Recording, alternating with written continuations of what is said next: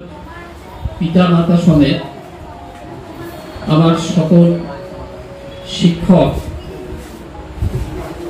তাদের জানাই আমার সশ্রদ্ধ প্রণাম।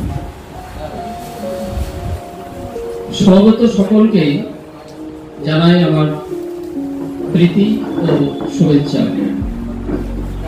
আমার প্রিয় ছাত্রছাত্রী, তোমাদের জানাই আমার আন্তরিক স্নেহাশীর্বাদ এবং ভালোবাসা। এখানে অনেক গার্জিয়ানও এসছে, আমি দেখতে পাচ্ছি। আপনাদের যে শত ব্যস্ততার মাঝে আমার ডাকে সাড়া দিয়েছে, এতে প্রমাণ হচ্ছে যে আমার এই ধরনের কাজে আপনাদের নৈতিক সমর্থন আছে।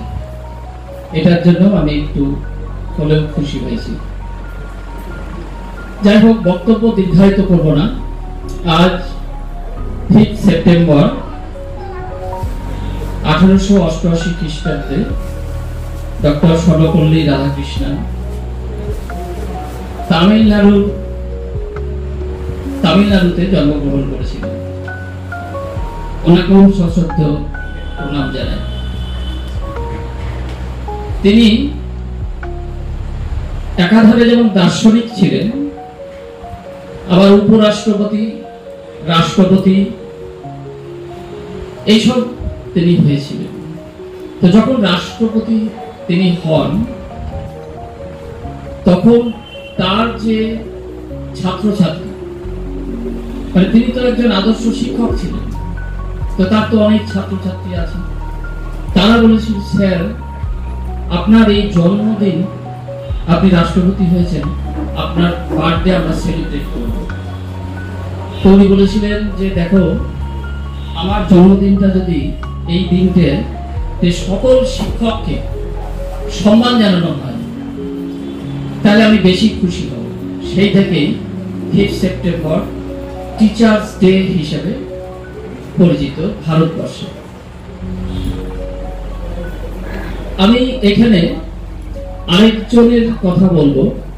আপনাদের সামনে দেখুন, আরেকজনের ছবি আছে।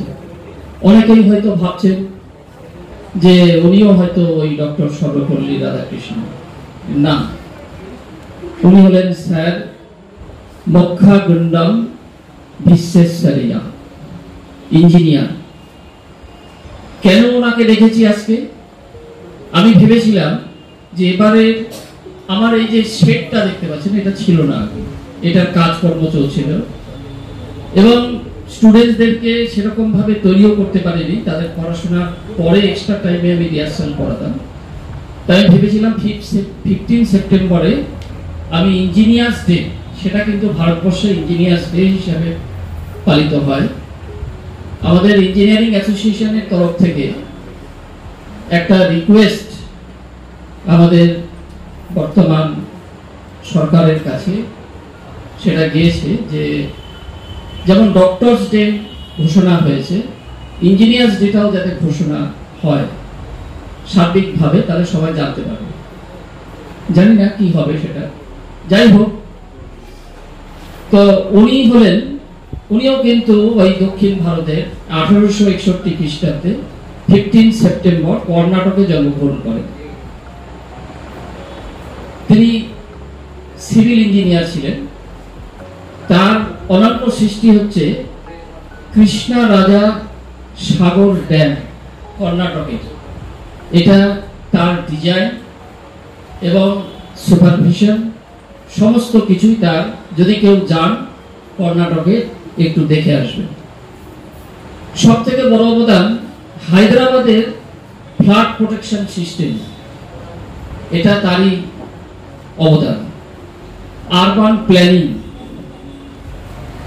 তো এনাকে নিয়ে একটা গল্প আছে, সামান্য বলবো। একবার, তখন ব্রিটিশ যুগ, কিন্তু ট্রেনে করে এই স্যার বিশ্বেশ্বরৈয়া ট্রেনে করে যাচ্ছে, রাতের ট্রেন।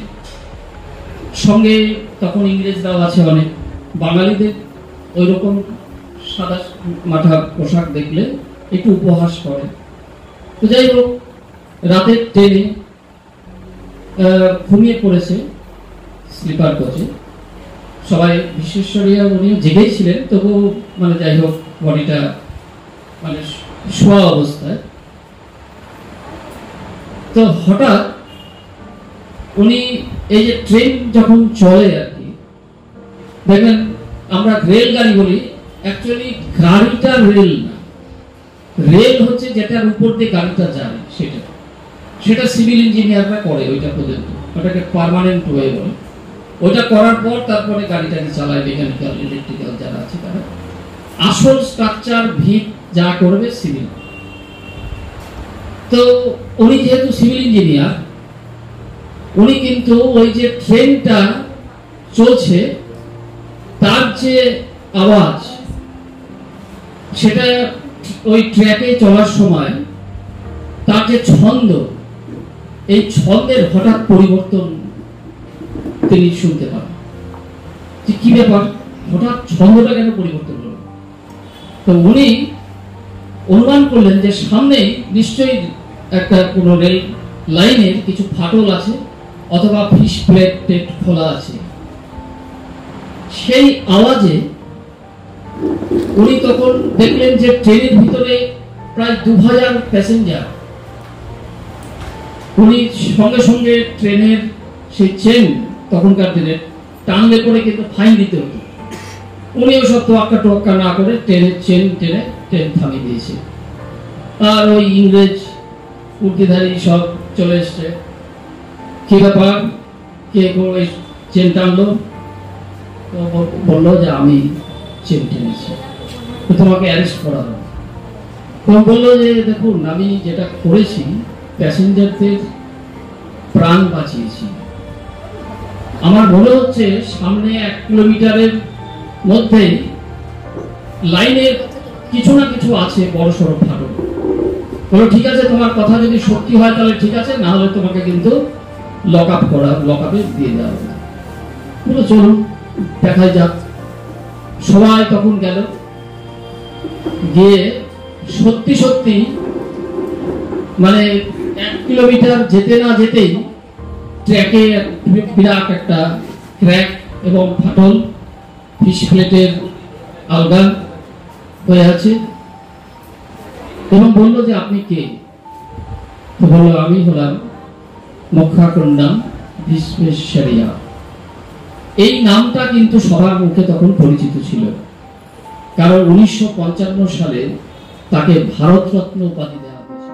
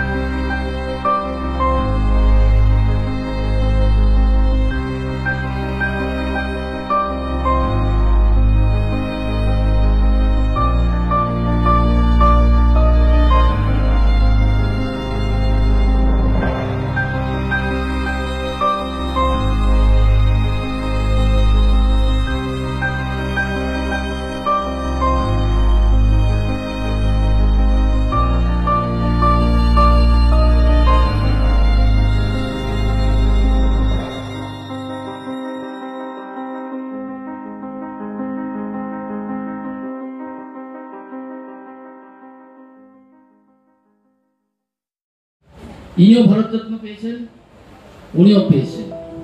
ইনি শিক্ষক, উনি ইঞ্জিনিয়ার।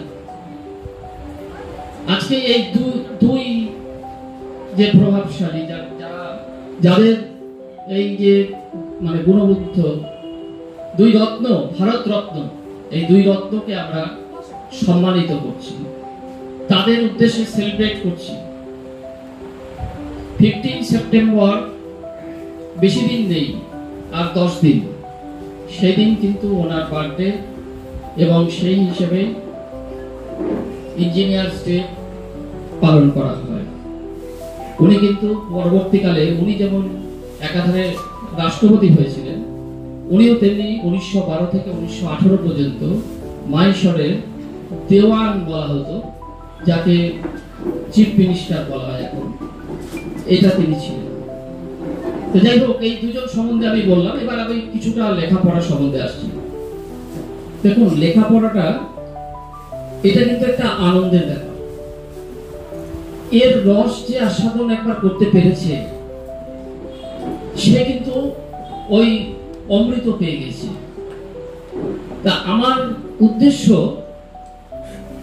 এই অমৃত কুম্ভের সন্ধান, এবং ছাত্রছাত্রীদের মধ্যে এই আনন্দটা কেমন ভাবে দেওয়া যায়, এবং সেটার জন্য অনেকেই মনে করেন গার্জেনরা যে আমি যদি গ্রন্থকিট হয়ে খালি পড়াশোনা করবে, এই ধরনের অনুষ্ঠানে আসা মানে তার আজকের রাতের পড়াটা হলো না, যেন তার দেহ থেকে এক সিরিঞ্জ রক্ত চলে গেল, এইরকম ব্যাপার। এটা কিন্তু না। এই যে আজকে ওই অনুষ্ঠান করছে, আমি কিন্তু এখানে মক টিচার কম্পিটিশনও করব। এই যে দেখুন বোন আছে, এরা কিন্তু আজকে দিদিমণি সাজবে, কেউ মাস্টার মশাই সাজবে। দেখুন, এই অনুষ্ঠানগুলোর মধ্য দিয়ে এদের ভিতরের যে সুপ্ত প্রতিভা, তাকে কিন্তু আমি বের করে আনার চেষ্টা করছি। যে সমস্ত টপিকস ওদের মধ্যে নির্বাচিত করে দিয়েছি, এটা ওদের পাঠ্য বিষয়ে ফুর্তি দিয়ে পড়ছে, ফুর্তি দিয়ে। মানে আমি কে বলছে, স্যার তাহলে এটা আমি কেমন ভাবে বলবো, আমি একটুখানি করে দিয়ে একটু রিহার্সাল করে দিলাম। কি পড়া আপনি এমনি বলুন দেখি, যাতে ওই ব্লাড গ্রুপটা পড়তো, কি বলছেন স্যার, অ্যান্টিজেন অ্যান্টিবডি এসব আমার মাথায় ঢোকে না। এখন একদম দারুণ ঢুকছে, না দেখে ফটফট করে বলছে, বোঝাচ্ছে মাস্টার দিদিমণি হয়ে গেছে। তা আমার উদ্দেশ্য হচ্ছে এটা, আপনারা আমার সাথে থাকুন। আমি দেখুন, এখন বর্তমান পরিস্থিতি খুব খারাপ, তার মধ্যে দিয়ে যতটা চেষ্টা আমি করছি, এই চেষ্টায় যদি আপনারা সামিল হন আমার সঙ্গে, তাহলে হয়তো আমি কিছু করতে পারবো। কারণ একজন যে ছাত্রছাত্রী শিক্ষকের মধ্যে একজন বন্ধুকে খোঁজে, একটা উপকারী মানুষকে খোঁজে, যে মানুষ তাকে স্বপ্ন দেখাতে পারবে, সমৃদ্ধ করতে পারবে, তাকে খোঁজে।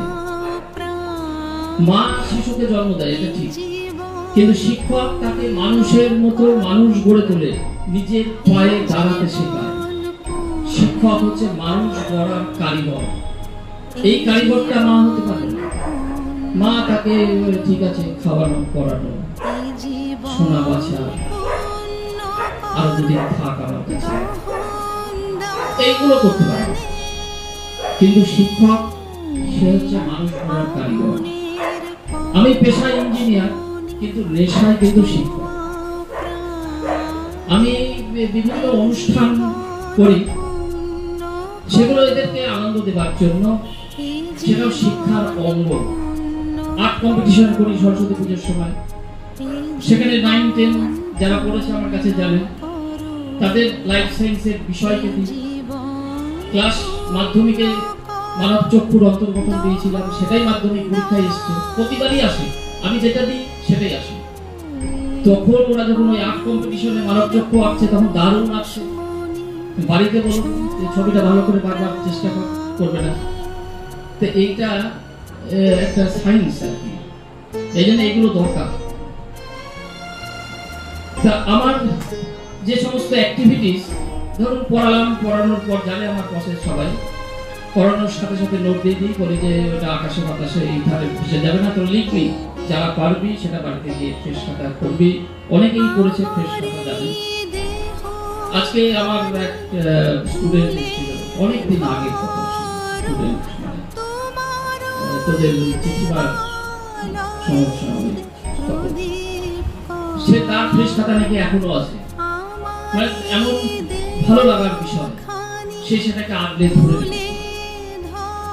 তো যাই হোক, এইগুলো এই যে টিচার্স ডে, আর্ট কম্পিটিশন, তারপরে পড়াতে পড়াতে আমি এখন আবার কুইজ করি, যে এটা তোরা যদি পড়ে আসিস এটার উপরে কুইজ হবে, চাকরির উপরে ইনস্ট্যান্ট পুরস্কার, কিছু না, একটা পেন দিলেও হেভি খুশি, একটা পেন্সিল গিফট বা লাভ ফ্রম অনুপম স্যার লেখা আছে, ও দিলে দারুণ খুশি। তো যাই হোক, এইগুলো আমি বলতে চাইছি যে বর্তমানে শিক্ষার মধ্যে ডিগ্রি আছে, ছোলাতে অনেক ডিগ্রি, একদম দেখবেন কোনো ব্যাপারই না, ওই মানে পিঠে বা ইত্যাদি ইত্যাদি, এগুলো তো আছে, বিএসসি, এমএসসি, প্রচুর ডিগ্রি আছে, কিন্তু বেশিরভাগই হচ্ছে অন্তঃসার শূন্য। এডুকেশন ডেনসিটি আমি এর আগে বলেছি, আমি একটা ফর্মুলা তৈরি করেছি, ED, education density is equal to knowledge divided by degree. অর্থাৎ তোমার যে ডিগ্রি আছে তার আনুপাতিক হারে নলেজ আছে, তো তবে তো ডিগ্রিটার মূল্য হবে। এটা চালু করতে হবে আগামী কয়েক বছরের মধ্যে, আমি বলে গেলাম, তা না হলে ওই ডিগ্রি দেখে বোঝা যাবে না। এই যে পরীক্ষার, এর উদ্দেশ্যটা কি কে বলতে পারবে? পরীক্ষার উদ্দেশ্য কি? আমার স্টুডেন্ট আছে তো, পরীক্ষা নাই কেন? পরীক্ষার উদ্দেশ্য ফেলটুদের খুঁজে বার করা, ফেলুয়ান যারা আছে তাদেরকে খুঁজে বার করা, পাস করার উদ্দেশ্য না। কেন তাদেরকে খুঁজতে হবে? এদের পাস করালে কিন্তু সমাজের সমূহ বিপদ। একটা ইঞ্জিনিয়ার ডিগ্রি হয়ে গেছে, অনেক কিচ্ছু জানে না, কি সাবজেক্ট আছে তাও জানে না, আছে অনেকে, তার হাতে যদি একটা বীজ তৈরি করতে হয় তাহলে সে বীজটা ভেঙে পড়তে হবে। একটা ডাক্তার সে যদি কিছু না জানে, ডিগ্রি আছে, এমবিবিএস, এমডি, অমুক, তাহলে তো মানুষ মারা পড়বে, সমূহ বিপদ। তা আমার কথা হচ্ছে যে নলেজ ইজ পাওয়ার, নলেজটা দরকার। এখন ডিগ্রি কিন্তু বর্তমান যা পরিস্থিতি তার মূল্য সেরকম ভাবে নেই। রবীন্দ্রনাথের একটা কবিতা আছে, সূর্য ডুবে যাচ্ছে, চারিদিক অন্ধকার, এখন যা পরিস্থিতি অন্ধকার নেমে আসছে, তখন সূর্য জিজ্ঞাসা করছে, কে লইবে মোর কার্য কহে সন্ধ্যা রবি। সন্ধ্যা রবি, সূর্য বলছে যে আমি যে আলোকিত করে রেখেছিলাম, আমার এই কাজ কে করবে? শুনিয়া জগৎ রহে নিরুত্তর ছবি, কেউ কিছু বলছে না, চুপচাপ, চারিদিক অন্ধকারে নিমজ্জিত হয়ে যাচ্ছে, শিক্ষা নিমজ্জিত হয়ে যাচ্ছে, সমাজ নিমজ্জিত হয়ে যাচ্ছে, শিক্ষকরা বেদ ফেলে দিয়েছে জঙ্গলে, ছাত্ররা কুড়িয়ে নিয়েছে সেই বেদ।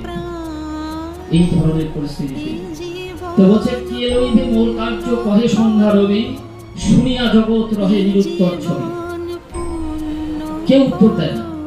কোণে এক মাটির প্রদীপ ছিল, সে কহিল, স্বামী আমার যেটুকু সাধ্য করিব তা। তো আমি হলাম সেই মাটির প্রদীপ, আমি সহ্য হতে পারবো না, এত বৃহত্তর জগতের দায়ভার সেটা তো আমি একা পারবো না, আমি মাটির প্রদীপ, আমার যতটুকু সাধ্য আমি করব। তা আসুন আপনারাও সেই মাটির প্রদীপ হয়ে, লক্ষ লক্ষ মাটির প্রদীপ হয়ে এই সমাজকে, শিক্ষাকে আলোকিত করুন। এই বলে আমি আমার বক্তব্য শেষ করছি।